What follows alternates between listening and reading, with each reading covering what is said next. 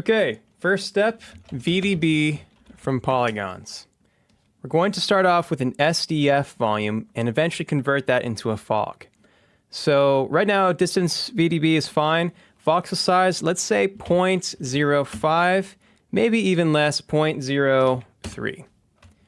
Okay, we now need a copy of this, but this time in the copy, let's go ahead and scale up in the Y direction a little bit. So using a transform SOP, I'm going to transform that original geometry. I need to change the pivot here. So I'll say $CEX, $CEY, $CEZ to center that pivot. I wish there was a more intuitive way of knowing how to do that. But if you don't know, that is how you would center the pivot, or one way you could.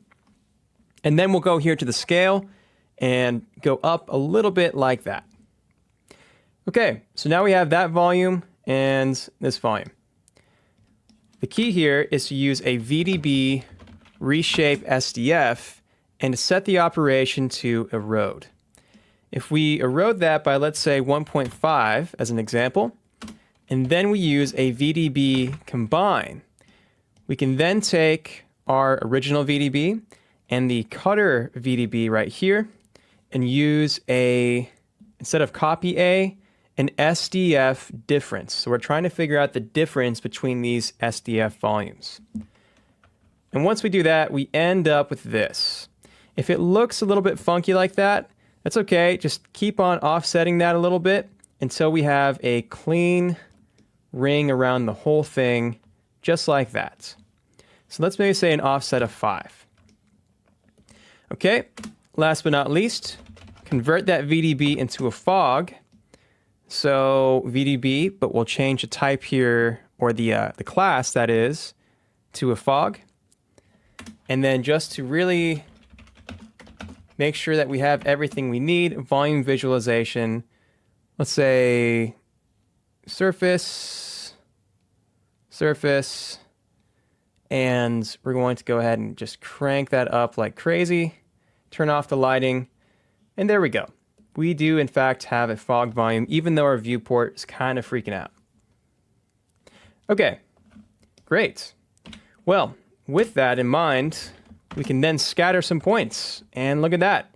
We now only have points along the edges. So that is working really well.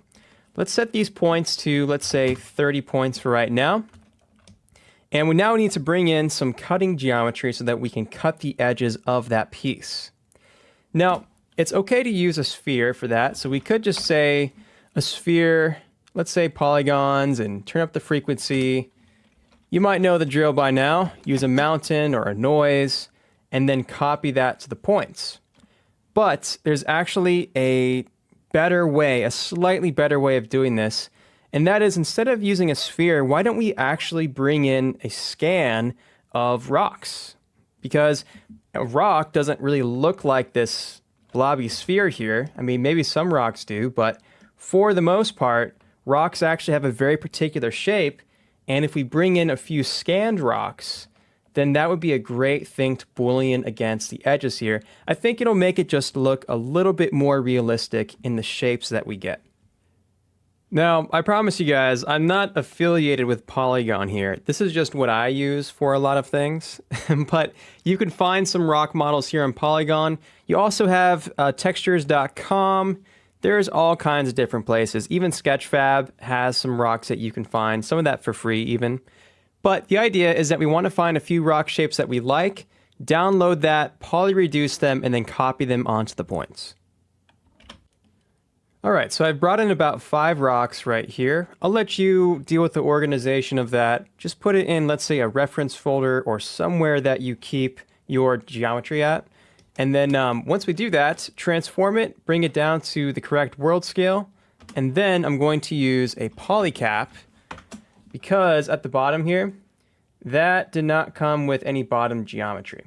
So if I use this polycap right here, do single polygon, and then use a remesh, I can go ahead and set the resolution for everything using this target size.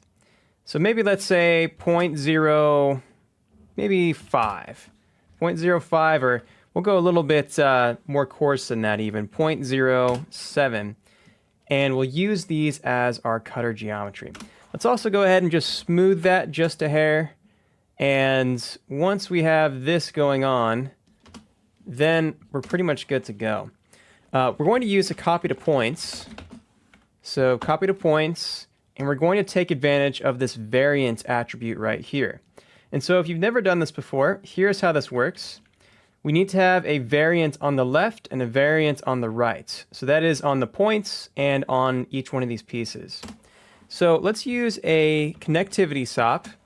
And instead of saying class, we're going to call this variant. So we're good there. Let's also use a point wrangle on our points. So all of these guys, and create a variant here as well. A variant should be an integer or a string. So I'll say I for integer, at variant is equal to, let's take the random function using our point number, and then fit those results between 0 and 1. So fit 0, 1. We're taking that, and we want those values to exist between, let's say, 1 and 5. Or it might be 0 and 5. Actually, it is going to be 0 and 4 because we start at 0 instead of starting at 1. If we go to our Geo spreadsheet here, and we go to our points, just to show you, we have variance starting at 0. So these should start at 0 as well. We have a little error message here because the random function expects a float. All this is saying, though, is that at the end of calculating this, it's converting it back into an integer. So we're all fine, even though that has the warning message. Okay, so there are the primitives. Here's the points. We copy the points. And as you can see, we have a different rock showing up on each point. So that's really cool. However, we want to now focus on these normals. We don't want to have random normals. And let me show you why you don't want that first. So if I use a Boolean, well, let's actually use a Boolean fracture, because we are fracturing. So Boolean fracture, and we take this and we take our original geometry. So right up here, we're going to get a result that looks fairly decent, but if we use an assemble, an exploded view, it's just not going to look that realistic along the edges right here. Notice how it's a little bit too jagged. We have some weird stuff happening right here. It's just not really working all that well. So instead of doing that, what makes a lot more sense is to take the normals of the original geometry and try to get the rocks facing in the direction that the edges were facing in before it got Booleaned. So in other words, we want to create some normals on our original geometry. So let's just start over here with that. So normals, and then we want to transfer those normals onto the scattered points. So after we scatter, we're going to use an attribute. So attrib transfer right here. Geometry to transfer attributes to is this guy. And we're transferring from the original. What are we transferring? We are transferring the normal on the points. Be sure that on the normal SOP, though, that you set this to points instead of vertices so that it, in fact, goes to the points. Now, if we preview these normals by clicking this icon, as you can see, now our normals are, for the most part, facing outwards. We do have some points that were scattered along the top here. That's fine. But in general, these normals are just making a lot more sense as opposed to something that's random. And now by doing this, let's plug this in. Let's Boolean again. What you'll find is that the result is getting better, but it's still not going to be quite what you want. And that's because the copy to points, if you've ever watched my L systems and instancing course, the copy to points likes to think Z as up instead of Y. So it's a very annoying little thing here that you just have to know. But basically on this transform, if we rotate this 90 degrees in X, then the flat part of the rock, the bottom, is going to line up with the edges of this piece, and now we have a much, much cleaner result, as you can see right here. Now these pieces are a lot less random looking.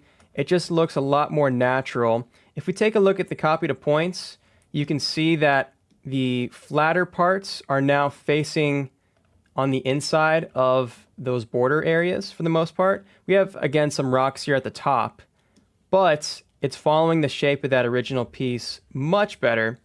And because of that, now we have a better looking fracture.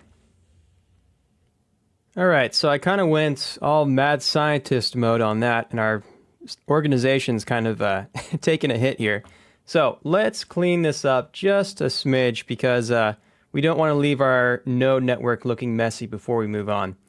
So again, there's that normal coming through, the attrib transfer, copy to points.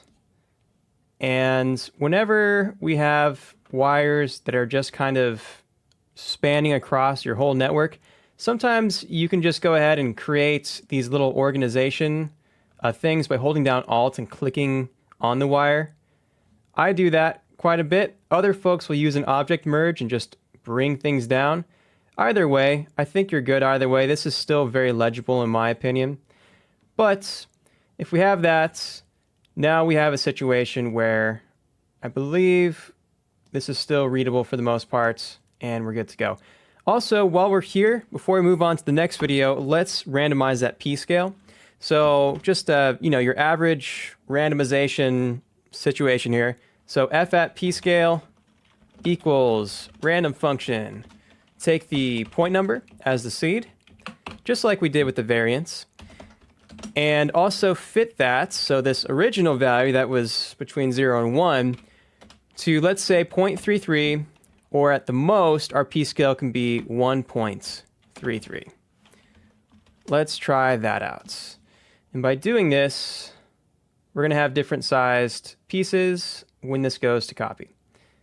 Yeah, so I like that. I think that's cool.